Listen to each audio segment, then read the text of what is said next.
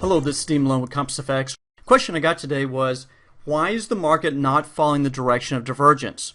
Long story short, really what truly matters in the marketplace is price. Price is king. Also, if price has positive expectations behind it, we're going to see the market press higher. If price action is falling and there's negative expectations related to it, well, we're going to see the price continue to push lower. Remember that divergence is an expectation in the marketplace because we're seeing a shift in the market, a slight shift in the market in favor of the opposing direction. For those of you not familiar with divergence, it's simply this. Price is moving one direction while the indicator that you're looking at, in this case the Traders Dynamic Index Pro, suggesting a downward action. Now, granted, there are going to be times that the divergence, you're going to get a follow through that divergence. We can see here we're getting divergent signals, this bearish divergence coming in, and the market does come down a bit. But the market presses back up. We get another divergence indication, and we do fall back over, but only so far. And then we get another push back up. You can see what's happening here is we're literally in an upward channel. We have higher lows, at the same time we got higher highs coming in right here, and we've got this upward channel, and the market's going to continue pressing higher. We probably have buyers down here.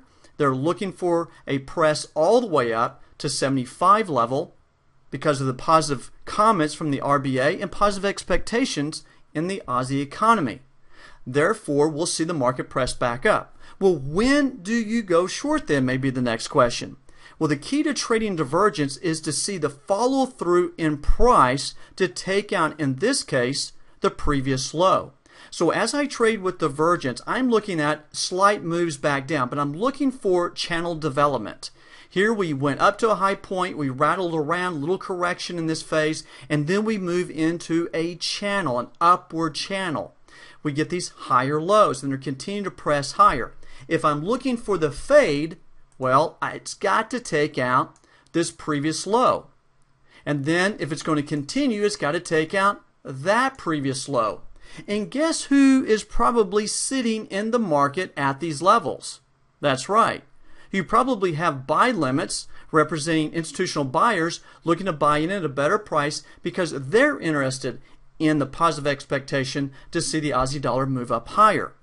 So when it comes to trading divergence, just because the indicator suggests that the market should roll over now, that's not necessarily the case. Divergence here, using this indicator, is an indication that trading activity in the upward direction is slowing down. We're seeing a bit more selling coming into the marketplace, and sentiment is shifting from a strong upward direction. It's selling back down into its normal range here.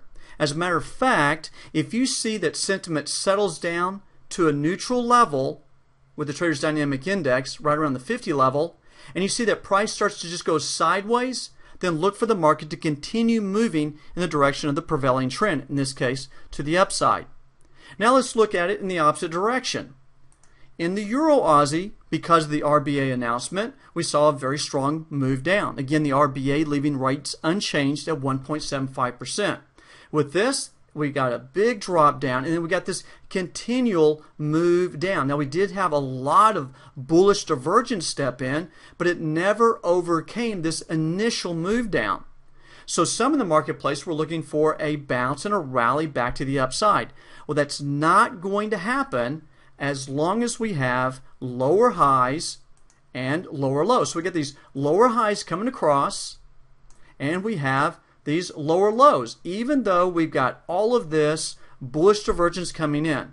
Again, price is what matters here. Price is king. Be aware that the divergence did come into play. We moved up a little bit. The market did move up, come back into that level of congestion. The market fell back over. Then it pushed back up again, but it couldn't take out the previous high. So if I'm going to trade a rally based upon the divergence that I see here, I need to see it take out that previous high.